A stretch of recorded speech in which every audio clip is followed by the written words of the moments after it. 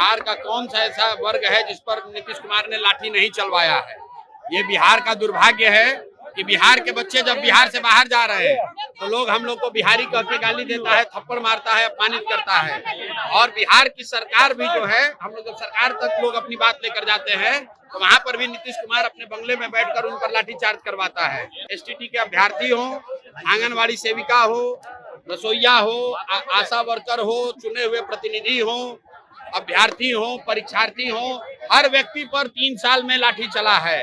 अब जनता ने इसीलिए तय किया है कि जब चुनाव होगा और नेताजी लोग आएंगे गांव में, तो जैसे वहां पर लाठी चली है वैसे इस बार वोट की लाठी चलेगी नेताओं के खिलाफ। जो 86 लाख रुपया मंगल पांडे ने 86 लाख रुपया देकर अपना फ्लैट खरीदा है, हमने 25 लाख का डिटेल जारी किया। मंगल पांडे ने डर के मारे ये स्वीकार किया कि हाँ भाई गलती हुआ, 25 लाख रुपया लिए थे, उधार लिए थे। अब उनसे पूछा है कि अब बाकी का 61 लाख का हिसाब दो।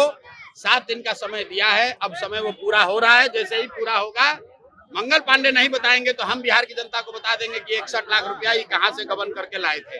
अभी सिर्फ छोटे मछलियों को पकड़ा जा रहा है। जो बड़े भ्रष्टाचारी है, चाहे वो नेता हो या अफसर, ये सब बचे हुए हैं।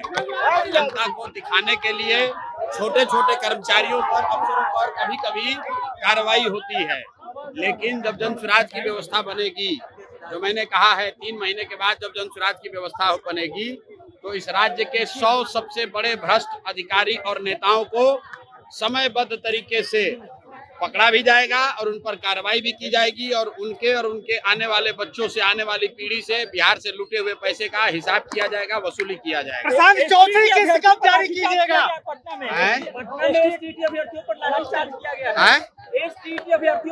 भाई आप ये बताइए कि बिहार का कौन सा ऐसा वर्ग है जिस पर नीतीश कुमार ने लाठी नहीं चलवाया है। ये बिहार का दुर्भाग्य है कि बिहार के बच्चे जब बिहार से बाहर जा रहे हैं तो लोग हम लोग को बिहारी कह के गाली देता है, थप्पड़ मारता है, अपमानित करता है। और बिहार की सरकार भी जो है, हम लोग जब सरकार तक लोग अपनी बात लेकर जाते हैं तो वहां पर भी नीतीश कुमार अपने बंगले में बैठकर उन पर लाठीचार्ज करवाता है।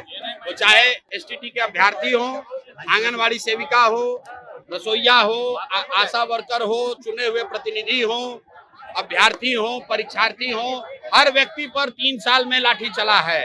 अब जनता ने इसीलिए तय किया है कि जब चुनाव होगा और नेताजी लोग आएंगे गांव में, तो जैसे वहां पर लाठी चली है वैसे इस बार वोट की लाठी चलेगी नेताओं के खिलाफ और इनको हरा कर इनका बोरिया बिस्तर बंद करके जनता घर भेजेगी। चौथी किस्त कब जारी कीजिएगा? चौथी किस्त कब जारी कीजिएगा? मैंने कहा था मंगल पांडे को 7 दिन का समय दिया है। जो 86 लाख रुपया मंगल पांडे ने 86 लाख रुपया देकर अपना फ्लैट खरीदा है, हमने 25 लाख का डिटेल जारी किया। मंगल पांडे ने डर के मारे ये स्वीकार किया कि हाँ भाई गलती हुआ, 25 लाख रुपया लिए थे, उधार लिए थे। अब उनसे पूछा है कि अब बाकी का 61 लाख का हिसाब दो। 7 दिन का समय दिया है, अब समय वो पूरा हो रहा है। जैसे ही पूरा होगा, मंगल पांडे नहीं बताएंगे तो हम बिहार की जनता को बता देंगे कि 61 लाख रुपया ये कहां से गबन करके लाए थे।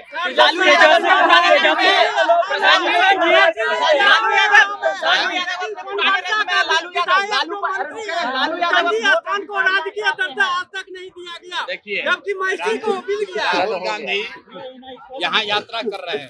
मेरा आप सभी लोकतांत्रिक सबको अधिकार है, यात्रा करें, पद यात्रा करें, जो मन में आए वो करें। लेकिन मैं जितने भी पत्रकार साथी हैं बिहार के, उनसे आग्रह कर रहा हूं कि राहुल गांधी से 2 सवाल जरूर पूछिए कि भाई आपकी उम्र है 55 साल।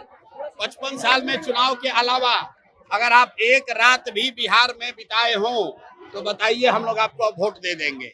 आज तक इस आदमी ने एक रात बिहार में नहीं बिताया है, वो आज वोट मांगने आया है। दूसरा सवाल राहुल गांधी से पूछिए कि जब महाराष्ट्र में बिहार के बच्चों के साथ बदतमीजी हो रहा था, मारा पीटा जा रहा था, जब तेलंगाना में रेवंत रेड्डी ने, कांग्रेस के मुख्यमंत्री ने कहा कि बिहार के बच्चों का डीएनए है मजदूरी करना, तब राहुल गांधी ने अपना मुंह क्यों नहीं खोला?